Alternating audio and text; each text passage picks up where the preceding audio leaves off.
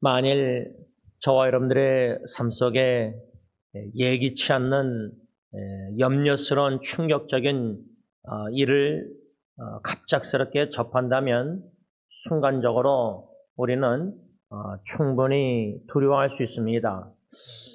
그 중에 하나가, 갑작스러운 일 중에 하나가 특별히 가정에 배우자에게도 일어날 수 있지만 특별히 여러분들의 자녀의 자녀 후손 생각할 때에 예기치 않은 위기에 사랑하는 자녀나 후손이 접했다면은 우리는 충분히 두려워할 수가 있습니다. 저는 이것을 생각했을 때에 제 사촌 여동생 고 김동윤 집사님의 둘째 따님 김신정 사모님과 최대성 목사님 부부가 생각났습니다. 그 이유는 자녀 넷 중에 둘째 따님이 선교지에 2년 헌신하고 갔는데 약 6개월 만에 그 선교지에서 들려온 소식은 뇌수막염으로 인해서 뇌사 상태에 있다는 소식이었습니다. 그리고 떠나보냈습니다. 벌써 거의 2년이 다가오고 있는데 그 20대 초반에 사랑하는 딸의 갑작스런 뇌사 상태의 소식을 접해서 부랴부랴 식구들이 비행기를 타고 그 중환자실로 가서 그 병동 앞에서 동그랗게 앉아서 하나님께 간구하는 사진을 본 게 아직도 기억이 납니다. 여러분, 내가 어떻게 암이 걸리든 갑작스럽게 차사고로 위독해지는 거 아마 두려워하지 아니하실 수 있을 겁니다. 믿음으로. 심지어 내 배우자가 갑작스럽게 사고나 암 말기로 또 수술 중에 1시간 간단한 수술이라고 의사 선생님이 그랬는데 수술 중에 떠나는 우리 박강식 집사님 부인이 그렇게 전도사님이 떠났지 않습니까? 심지어 우리는 배우자의 예기치 않은 갑작스러운 사고나 죽음도 믿음으로 이미 준비해 놓았기 때문에 두려워하지 아니할 수 있습니다. 순간적으로는 그렇지만, 그러나 자녀는 좀 쉽지 않으리라 생각합니다. 어떻습니까? 여러분들 자녀도 주님께 다 기도로 믿음으로 맡겨서 오늘 하루 토요일 날 하나님의 은혜와 기적적으로 잘 무사히 24시간 보내는 것도 감사하지만 예기치 않는 질병이나 고통이나 사고로 떠난다면은 여러분들 그 현실을 믿음으로 두려워하지 않고 용기로 믿음으로 받아들일 수 있겠습니까? 더 나아가서 다윗은 밧세바와 간음하여 태어난 첫째 아기가 그렇게 금식기도 했지만은 죽었습니다. 그런데 금식하던 다윗이 아버지가 자식의 죽은 소식을 알았을 때에 옷을 깨끗이 갈아입고 성전에 올라가서 경배했다고 성경에 써 있습니다. 자녀가 갑작스럽게 죽었는데도 여러분 주일날 성전에 올라와서 하나님께 감사로 찬양 경배 드릴 수 있겠습니까? 믿음으로. 이런 가상 질문을 던지는 이유는 우리 자신을 뒤돌아보면서 우리 안에 혹여나 자녀를 향한, 후손을 향한 이런 죽음에 대한 공포, 두려움이 혹여나 있지 않는가 자신을 뒤돌아보는 계기로 삼고자 하는 것입니다. 그 이유는 우리가 지난주 토요일 날 오늘 본문 말씀 중심으로 내 두려움을 아시고, 근데 우리가 우리 자신의 두려움을 모를 때가 있는 것 같습니다. 저의 경우는. 실제로 접할 때 그 위기 상황을 접하면은 두려워할 수 있겠죠. 그러나 아직은 그런 현실을 접하지 않았기 때문에 내 안에 두려움이 있는지도 모르고 저는 있습니다. 그런데 주님은 내 두려움을 아시고 용기를 주시는 주님이란 제목 아래 첫 번째 말씀을 받았습니다. 오늘 마지막으로 본문 말씀 중심으로 두 번째 말씀을 묵상하면서 주시는 교훈과 은혜를 받고자 합니다. 저는 두려움이라는 단어를 다시금 생각할 때 세 사람의 세 마디가 생각났습니다. 첫 번째 말은 폴 트립이라는 목사님이 쓴 고난이란 책의 글인데 인용합니다. 한국말로 번역되어 있습니다. 두려움이 마음을 지배하면 삶을 정확하게 보거나 생각하기가 어려워진다. 왜곡된 관점으로 그릇된 결론을 내리고 좋지 않은 결정을 내리기 쉽다. 두려움으로 인해 관점이 뒤틀리면 자신의 어려움이 더욱 심하게 느껴진다. 참 동의합니다. 두 번째 말은 토미 텐이라는 목사님이 쓴 하나님의 관점 그 책의 글을 보면은 제가 좀 수정을 했는데 우리 안에 있는 두려움은 하나님의 크기보다 문제의 크기를 확대시킨다. 그것도 저는 동의합니다. 마지막 세 번째로 제가 오래전에 어느 군인이 미국 제2차 대전 때 아마 공군 파일럿 군인이 한 말로 기억하는데 뭐라고 말했냐면 우리가 제일 두려워해야 할 것은 우리 안에 있는 두려움이다.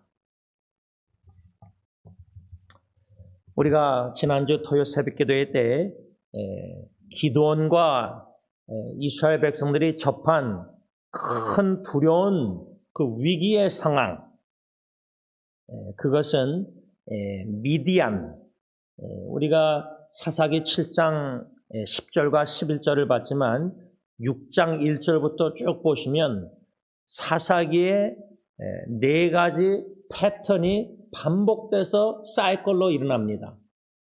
그 네 가지 패턴이란 첫째, 이스라엘 백성들이 범죄합니다. 우상 숭배하던 말씀을 율법을 어기고 범죄합니다. 그래서 사사기 6장부터 보면은 사사 기드온을 세우심에 있어서 이스라엘 백성들이 범죄했습니다. 또다시 범죄했다. 그때 두 번째 패턴은 하나님이 이방 나라를 몽댕이로 사용하셔서 사랑의 징계로 이스라엘 백성들을 치십니다. 그 케이스가 기드온의 300명 군사 이야기에는 미디안을 들어일으키셔서 핍박해 하십니다. 그래서 이스라엘 백성들이 씨를 심고 지금 말하면 농사를 지면은 추수할 때 가을 때 미디안 사람들이 막 들어와가지고 다 뺏어가 그랬습니다. 열매를. 이게 이제 두 번째 사랑의 징계 이방 나라를 사용하셔서 이 사사기 기드온의 이 이야기를 보면 미디안이 핍박 나라입니다. 그럴 때 세 번째 사사기의 패턴은 뭐냐? 핍박 속에서 부르짖습니다. 하나님께 부르짖습니다. 이스라엘 백성들이. 그때 세 번째로 하나님이 사사, 지도자, 일꾼을 세우셔서 구원해내십니다. 이 사사기 6장에 누구를 부르시자 하나님이 기드온을 부르십니다. 근데 기드온이 천사를 통해서 부르실 때 큰 용사요라고 말합니다. 그런데 기드온은 큰 용사가 우리가 볼 때는 아닙니다. 겁이 많은 사람입니다. 두려움이 많은 사람입니다. 그래서 사사기 6장 보면 양털 시험을 기드온이 2번이나 합니다. 땅이 말라도 요 양털만 젖게 해달라고 물을 적셔달라고 이슬 내려서, 그렇죠? 두 번째 시험은 양털만 마르고 그 주위 땅은 다 적게 해달라고 2번이나 시험합니다. 큰 용사가 아닙니다. 겁이 많은, 두려움이 많은 사람. 그런 사람도 하나님이 부르셔서 세우셔서 이스라엘 백성들을 구원하시겠다고 약속하시고 그 약속을 성취하십니다. 그 다음에 사사기의 네 번째 패턴이 구원을 받은 이스라엘 백성들이 평안함을 누릴 때 또 뭐죠? 또다시 범죄합니다. 태평을 누릴 때. 이게 사이클로 계속 반복되는 게 사사기입니다. 그게 우리의 삶입니다. 교회의 삶입니다. 범죄하고 그러면 하나님이 사랑의 징계를 때리시고 그거는 개인 가정도 똑같죠. 교회나. 그러면 하나님이 구원해내시고 그런데 태평을 누리고 안심 놓이고 다 뭐든지 무난할 때 또 범죄합니다. 그런 문맥 속에서 기드온이라는 겁이 많은 두려움 많은 사람을 하나님이 사사로 부르셔서 이스라엘 백성들을 적군 미디안 손에서 건져내시는 과정의 이야기에 오늘 본문 사사기 7장의 10절과 11절 말씀을 읽었는데 그 위기 상황은 미디안과 연합군. 여러분 이것도 좀 생각해야 될 게 미디안이 핍박했지만 미디안 자기 나라만 쳐들어와도 제 생각에는 이스라엘 백성들을 32,000명 군인을 이길 수 있을 것 같거든요. 근데 항상 적군은요 연합을 합니다. 시편 2편도 보면 연합을 하고요. 메시아를 핍박할 때 그 성취가 어떻게 됐죠? 헤롯과 빌라도가 원수지간이 친구가 됩니다. 그러니까 하나님이 사랑하사 선택한 우리나 개인이나 가정, 교회를 공격할 때 마귀 사탄 세력들은 원수도 친구로 만들어서 연합군을 형성합니다. 그래서 공격합니다, 우리를. 그래서 이스라엘 백성들을 공격하는 그 적군 미디안과 연합군이 약 13만 5천 명입니다. 그런데 이스라엘 백성들은 3만 2천 명밖에 없습니다. 거의 4분의 1, 5분의 1밖에 안 됩니다. 숫자로 전쟁을 이길 수 없는 상황이었습니다. 그래서 기드온은 두려워할 수밖에 없었습니다. 그런데 그 두려움을 돌이켜 용기를 주시는 주님이 어떻게 역사를 이렇게 스텝 바이 스텝 단계적으로 이뤄 나가셨는가, 그거를 우리가 그 패턴을 하나님의 손길을 우리가 엿봐야 되는데 말씀을 통해서 첫 번째 하나님이 두려워하는 기드온에게 3만 2천 명이 너무 많다. 이거는 우리의 이성과 지성을 명철을 뛰어넘는 이해가 안 되는 하나님의 말씀입니다. 그런데 우리가 하나님께 위기 가운데 가정의 자녀들 문제 막 기도할 때요, 우리가 기대하는 하나님의 말씀이 있어요. 응답. 그런데 예상 밖의 응답의 말씀을 주실 때가 대부분입니다. 그러면 거기서 진정 우리가 믿음이 있느냐 없느냐 테스트입니다. 시험. 아브라함을 창세기 22장 하나님이 시험할 때 100세 때 얻은 그 아들 이삭을 바치라 할 때 이삭 자체를 사랑하는 아들을 바치는 자체가 시험이라기보다 그것도 시험이죠. 우리가 기도로 우리 자식을 하나님께 바쳤잖아요. 매일매일 바치잖아요. 사나 죽으나 우리 자녀도 주님의 것.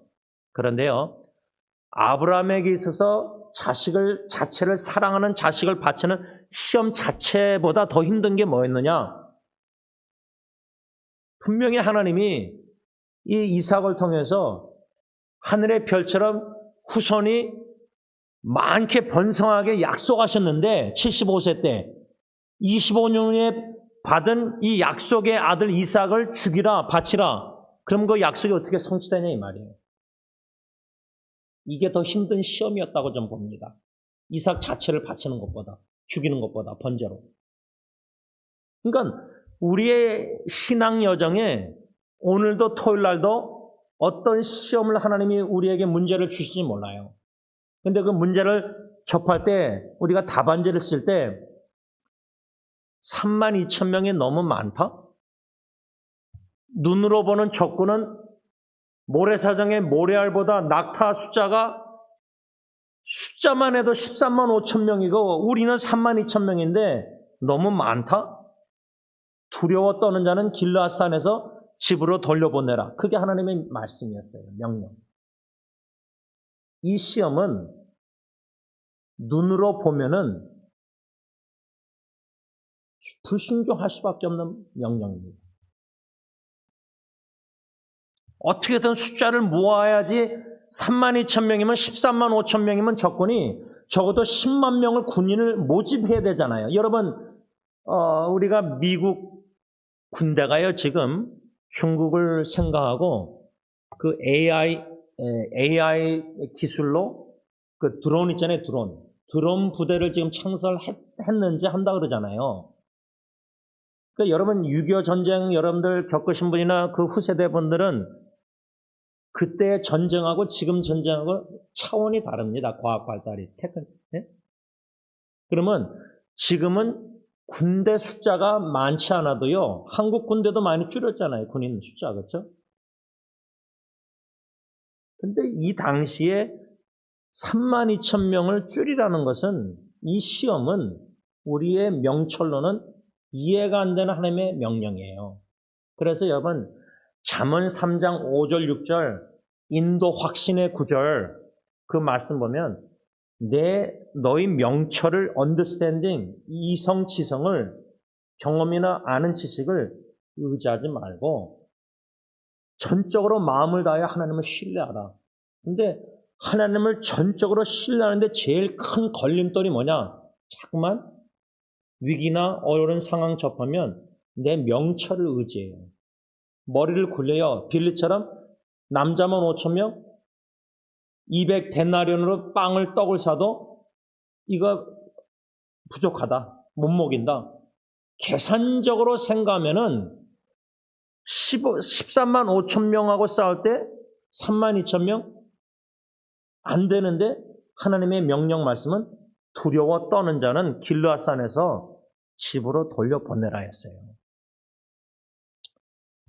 근데 기드온이 그 말씀을 순종했다는 거예요. 그러니까 하나님의 시험에 패스한 거예요. 합격, 그렇죠? 처음 시험을. 그래서 3만 2천 명에서 두려워 떠는 자가 2만 2천 명이 떠나고 10,000명 남았다. 그러면 거의 3분의 2가 두려워 떨어서 도망간 거예요. 집으로 돌려보낸 거예요. 근데 제 생각에는 10,000명 정도가 두려워하지 않았다. 그건 보통 아니라고 생각합니다. 적군이 연합군이 13만 5천 명인데 2만 2천 명만 두려워서 집으로 돌려보내고 가고 10,000명이나 남았다? 야, 이거 보통 아니라고 저는 생각해요. 교회에 재정적으로 위기, 어려움이 있으면 많이 떠나지 않습니까? 지난주 월요일날 후배하고 줌 미팅 1대1로 기도 모임 하는데 애나함에 두 딸이 다니는 교회를 부모가 가는가 본데 한 100명 모이던 영어사역, 독립된 영어사역이 담임 목사님이 더 이상 목회 안 하고 못하겠다, 딴 거 직장 하겠다 해서 나가니까 거의 30-40명 남고 60명인가 60명이 다 나갔대요.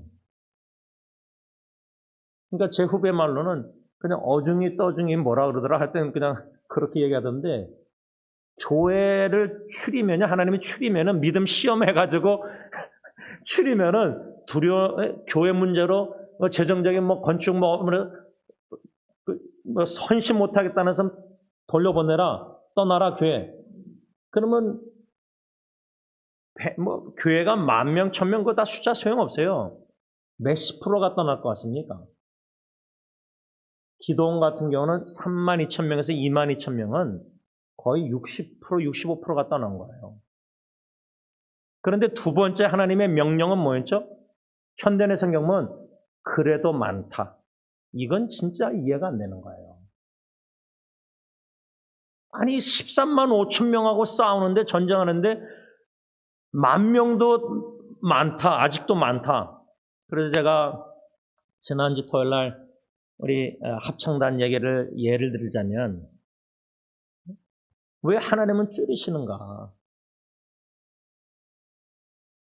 숫자가 어느 정도 돼야지 음악도 목소리가 나올 거 아닙니까? 어느 정도 모르겠어요. 디즈니 콘서트에서 만일에 한다면은 어느 정도 합창단이 숫자가 다 돼야 되잖아요. 파트들이. 그게 우리 지성, 이성으로는 맞는 거예요. 근데 하나님의 논리는 우리 생각과 하나님의 생각이 하늘과 땅이라고 이사야에 써 있잖아요. 거기에 우리의 진정한 순전한 믿음이 시험을 테스트를 하시는 거예요. 줄이시는 거예요. 자꾸만 교인 숫자도 줄이고 단체 하나님 위해서 선교하려고 하는데 다 줄이시는 거예요. 재정도 줄이시는 거예요. 이를 잡는 사람들 일꾼도 줄이시고.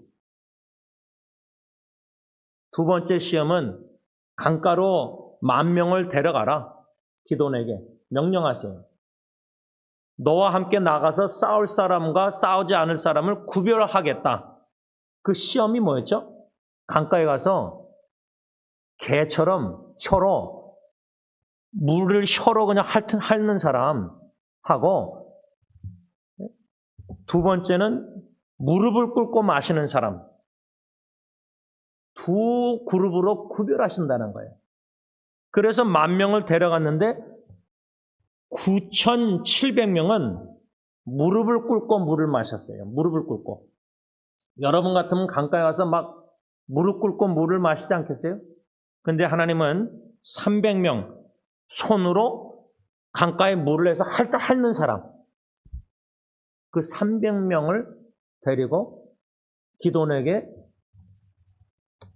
미디안과 적군 손에서 이스라엘 백성을 구원하시겠다 약속하셨어요. 근데 제가 오늘 초점을 맞추고자 하는 것은 하나님께서 300명, 이스라엘군 300명을 통해서 이스라엘을 구원하고 미디안 사람들을 그들의 손에 넘겨주시겠다, 이스라엘 백성들에게 넘겨주시겠다. 7절 보시면요, 여호와께서 기도원에게 이르시되 내가 이 물을 핥아 먹는 300명으로 너희를 구원하며 미디안을 내 손에 넘겨주리니. 이거는 하나님의 약속의 말씀인데 이게 이제 세 번째 시험이에요. 제가 볼 때는 300명 남았는데 기도원에게 이 300명으로 미디안의 손에서 너희를 구원해 주겠다 약속하셨는데 이것을 기도원이 믿었느냐 아니면 두려워했느냐 계속해서 의심하고. 제가 볼 때는 기도는 믿지 않았어요.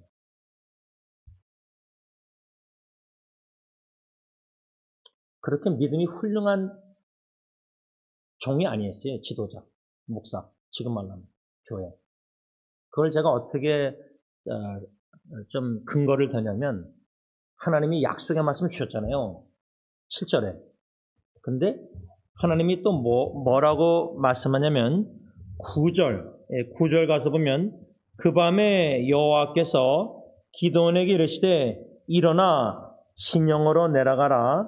내가 그것을 내 손에 넘겨주었느니라. 약속, 이게 확신, 또 두 번째 약속 말씀 이미 줬다고 했잖아요. 근데 10절에 보세요. 만일 너 기도원 네가 내려가기를, 그 적군 진영으로 내려가기를 두려워하거든 내 부하 불화와 함께 그 진영으로 내려가서 11절 그들이 하는 말을 들으라. 그 후에 내 손이 강화해져서 그 진영으로 내려가리라. 저는 이 말씀이 오늘 초점인데 이거를 어떻게 적용했냐면요. 하나님이 우리에게 약속의 말씀을 주시고 저희 어머님 같은 경우는 이사야 41장 10절 두려워하지 말라 놀라지 말라 내가 너와 함께함이라 내가 나의 능력에 어느 선을 너를 도와주리라 근데 약속의 말씀 받았는데 믿어야 되는데 기도는 두 번이나 약속의 말씀 받고도 10절에 하나님께서 만일 너가 내려가기를 두려워하거든 부하 불화를 데리고 내려가라. 왜 하나님이 기도원에게 너 혼자 내려가기 두려우면은 네 부하 불화를 같이 데리고 적군으로 내려가라. 왜 내려가라 하셨죠?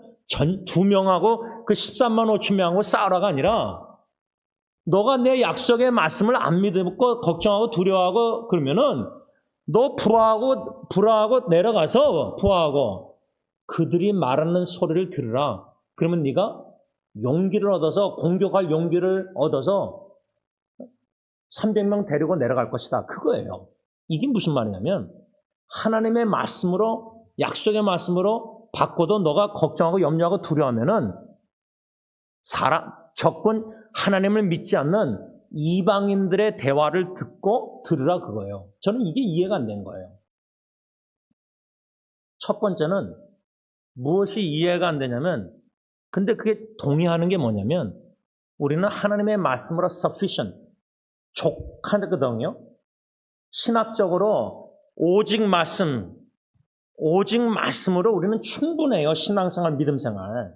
뭔가 기적 같은 암이 없어지고 뭐 안진뱅이가 일어나고 죽은 나사로가 살고 그런 증거가 우리는 필요가 없어요. 말씀 자체 66권으로 우리는 sufficient, 충분해요. 그런 신앙이 있어야 되는데 기도는 충분하지 않았어요. 분명히 약속했는데 하나님이 2번이나 넘겨줬다 이미. 그러면 믿고 내려가야 되는데 300명 가지고. 만일 네가 두려워하거든, 두려워한 거 하나님이 아셨거든요. 그래서 더 2번째로 이해가 안 되는 게, 적군이 대화하는 내용을 듣고 하나님이 그 다음에 기도원에게 용기를 주세요. 그러면 우리 생각에는 성경 60권으로 만족 못하니까, 충족 못하니까, 아니 목사님이나 뭐 선교사님, 신앙 성숙한 분을 통해서 또다시 말씀해 주셔서 컨펌, 확인을 해 주시면 좋은데 두려워하는 마음이 없애주시고 용기. 불신자, 하나님을 믿지 않는 적군의 이야기를 통해서 용기 주셨다는 거예요. 이게 이해가 됩니까? 그 말은 우리가 직장생활에 안 믿는 사람, 주위에 이웃 중에, 식구 중에 안 믿는 사람이 있을 거 아니에요. 친척 중에, 친구들 중에. 아니 목사, 선교사, 신앙 훌륭한 분 통해서가 아니라 예수 안 믿는 사람을 통해서 하나님의 약속의 말씀을 성취한다는 그 믿음을, 용기를 주신다는 거예요. 그게 요나서를 보면요. 요나서에 보면은 요나가 하나님의 말씀 일어나 니네로 가라 그러는데 불순종과 반대 방향 도망가서 배에 타잖아요. 그러면 그 배의 선장과 사공들은 누구죠? 하나님을 믿지 않는 이방 불신자들이었어요. 근데 그 선장이 배 밑창에서 잠자는 요나를 풍랑이 와서 배가 깨지게 되고 위협되니까, 근데 요나가 자고 있어요. 그 위기 가운데서도. 우리가 지금 위기인데도 영적으로 졸고 우리 자녀 후손들이 얼마나 마귀 사탄의 밥이 되고 있는지 우리가 좀 졸고 있잖아요. 영적으로. 이게 위기 상황을 모르잖아요. 자고 있을 때 선장이 와서 요나를 깨울 때 히브리어 원어를 보면 일어나라고 써 있습니다. 또 일어나. 자고 있으니까 일어나라고 그러죠. 깨울 때. 근데 그 일어나가 하나님이 요나에게 일어나 니네로 가라, 똑같은 일어나예요. 그러니까 하나님의 말씀 일어나 가라 그럴 때 불신자가 도망가는 요나에게 불신자 선장을 통해서도 하나님의 음성을 다시 들려주시는 거예요. 에코잉. 산에 가서 우리가 소리 지르면 울림이 일어나잖아요. 우리 신앙의 여정에도 말씀 불순종할 때 불신자를 통해서도 하나님의 음성 명령을 다시 들려주신다는 거예요. 그리고 태풍을 하나님이, 창조자 하나님이 내렸다고 던졌다는 말이 나오거든. 히브리어 언어가. 던졌다. 근데 배가 위기 상황에서 불신자 사공들이 어떻게 하죠? 배를 가볍게 하려고 배 안에 물건들을 던져요. 바다로. 요나는 자고 있어요. 누가 더 하나님을 닮았어요? 선장과 불신자들이 더 하나님을 닮았어요. 행동이. 예수 안 믿는 사람들이 지금 예수님을 더 닮았어요. 행동이, 선한 일을 하고 거짓말 안 하고. 그러니까 하나님은 기도원의 두려워하고 떨는 기도원을 약속의 말씀을 줬는데도 믿지 못하니까 적군 진영으로 내려가서 누구의 말을 듣죠? 한 사람이 꿈 얘기를 해요. 꿈 얘기. 그 꿈 얘기가 13절 보세요. 기도원이 그곳에 적군 진영에 이른즉 어떤 사람이 그의 친구에게 꿈을 말하여 이르기를, 보라, 내가 한 꿈을 꾸었는데 꿈에 보리떡 한 덩어리가 미디안 진영으로 굴러 들어와 한 장막에 이르러 그것을 쳐서 무너뜨려 위쪽으로 엎으니 그 장막이 쓰러지더라. 이게 꿈 내용이에요. 꿈 내용. 적군이, 그렇죠?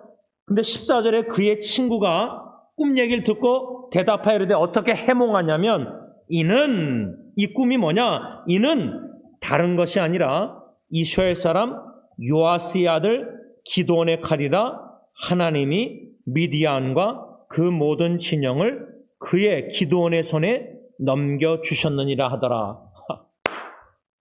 아니 적군 꿈 해석하는 사람이, 하나님도 믿지 않는 사람이 기드온이 갖고 있지 않았던 확신, 승리의 확신은 오히려 적군이 확신을 갖고 있어요. 하나님이 미디안과 그 모든 적군 진영을 기드온의 손에 넘겨주셨다. 이렇게 꿈을 해석했어요. 우리 말씀을 정리하면서요, 우리 신앙을, 여정을, 과거를 뒤돌아볼 때요, 위기와 역경과 참 두려운 상황들, 저는 제 자녀 넷 중에 딜런 아들, 지금 전도사 딜런 아들, 제가 평생 죽을 때까지 잊지 못하는 그 장면이 있어요. 그때 또 아버지 날이어서 Father's Day, 6월 21일인가.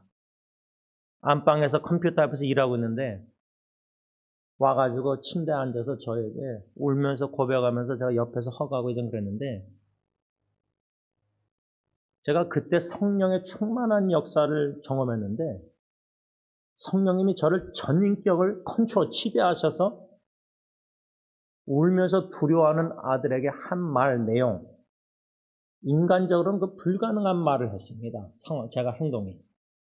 제가 제 자신에게 놀랐어요. 근데 그때 그 아이의 고백은 제가 20몇 년 동안 그 아이를 위해서 기도하고 있을 때, 이름 딜런 뜻이 신실하고 진실한 뜻이거든요. 근데 아빠라서 그 아들 생각할 때 제가 제일 두려워한 일이 있었어요. 이런 일만은 아들에게 일어나지 않기를 원했어요.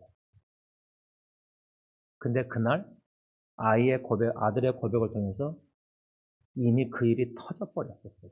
그걸 제가 확인하게 됐어요. 그러면 제가 20년 넘게 기도하던 아들이 두려워했던 일이 터졌으면은 인간적으로 저는 그렇게 아이에게 옆으로 다가서 허가면서 그렇게 못해요. 엄청난 충격 속에서 모르겠어요. 제가 어떻게 반응했을지 지금 상상도 잘 안 돼요.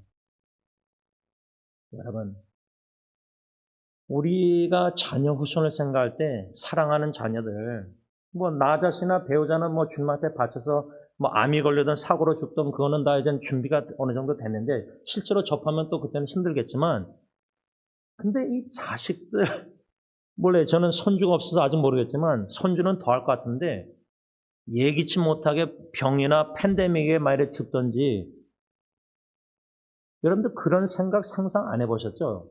모르겠어요. 저는 합니다. 아이들이 저보다 먼저 떠나시다는 생각도 해요. 준비하려고. 제 사촌 여동생이 그때 장례식 때 남편 목사님이 설교하고 다 마치고 유가족들이 줄 서서 로스힐 스카이채플에서 다 가면서 인사할 때 관도 안 열었어요. 그 아버지 목사님이 이건 그냥 진주조개로 말하자면 껍데기니까 볼 필요 없으니까 이미 영혼은 주님께 갔으니까. 근데 그 사촌 여동생 키도 작고 항상 고 김덕림 전도사님 집사님은 자기 둘째 딸 신정사모 얘기할 때 성장하다가 만 딸이라고, 키도 작고 몸도 여리고 발도 작고 신발 사이즈도. 근데 제가 그때 이렇게 허겠는데 그래서 잊지 못하는 게 이 가슴에서 우는 거 있잖아요. 엄마가 딸을 20대 초반 딸을 먼저 보내고 제가 이렇게 허겠는데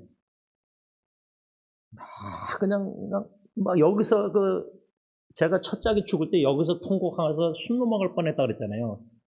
소리도 안 날 정도로 숨 넘어가는 줄 알았어요. 울음소리가 못 냈어요, 제가. 근데 이 사촌 여동생이 이 가슴 깊은 곳에부터 막 허가는데 우는데, 제가 자식을 먼저 떠나보내는 어미의 심정, 제 아내가 겪었잖아요. 그런 일이 만일 오늘 내일 미래에 나보다 우리 자녀가 먼저 중환자실에서 호스피스에 떠난다고 생각하면 그 과정은요, 그 두려운 상황은 진짜 쉽지 않아요. 그런데요, 그런 두려운 상황에서도 하나님은 기도원을 분명히 건져주시겠다고 숫자를 줄여서 32,000명에서 300명으로 줄였는데, 기도원은 약속의 말씀을 받고도 2번이나 두려워했다는 거예요. 그 말은 하나님은 저와 여러분들의 나도 모르는 두려움을 다 알고 계시다는 거예요. 저는 그게 첫 번째 위로예요. 우리 두려움을 아세요. 그러니까 믿음 있는 척 할 필요 없어요. 하나님 앞에서까지. 하나님 저 두렵습니다. 뭐 첫째, 둘째, 셋째 다 겪어봤는데 이제 예언이만 남았거든요. 시험. 예언을 통해서 어떤 시련이 올지 저는 좀 염려가 돼요. 그냥 솔직히 하나님께 기도해 나가는 아빠, 아버지, 저 첫째 아기, 둘째, 셋째 다 겪게 하셨는데 이 막둥이 예언이 어떤 일이 터질지 미리 뭐 걱정할 건 없지만 예방 차원의 마음 준비하는 거예요. 두려운 일이 터지기 전에. 우리 두려움을 다 아시고, 2번째로는 왜 줄이셨는가, 숫자를. 왜 2번이나 줄이셨을까? 교인 숫자를 더 늘려서 헌금이 많이 들어야지 선교를 더 많이 할 수 있는데, 뭐 합창단도 어느 정도 숫자가 돼야지 음악이, 소리가 큰 해서 나올 거 아니에요. 근데 하나님의 계획은 뜻은 300명으로도 무기도 없이 항아리 깨고 외치고 나가서 서로 죽이게 만들어서 승리케 하셨거든요. 그러면 왜 줄이시는가? 교만할까봐. 너희들이 숫자가 많아서 이겼다고 자랑할까봐. 그러니까 하나님은 교만을 그 정도로 싫어하시는 거예요. 우리가 하나님 외에 의지하는 숫자나 재정이나 모든 것, 건강이나 그걸 치셔서라도 줄이셔서 하나님이 하셨다는 걸 인정케 만드시려고 영광 도둑질 우리가 하면 안 되니까.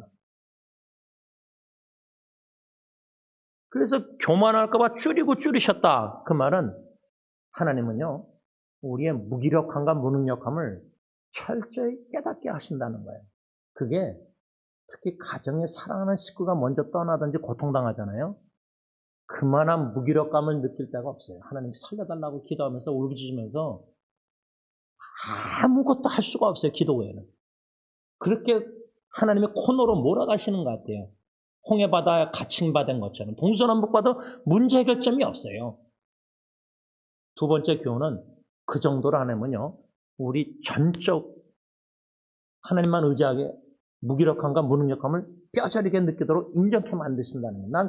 저는 그게 축복이라고 생각해요. 그래서 우리는 우리 자신과 우리가 의지하는 뭐 단체나 교회나 모든 거요, 절망을 뼈저리게 겪어봐야 돼요. 절망감. 그래야지 그때서야 진정으로 순수하게 주님을 갈망하고 소망합니다.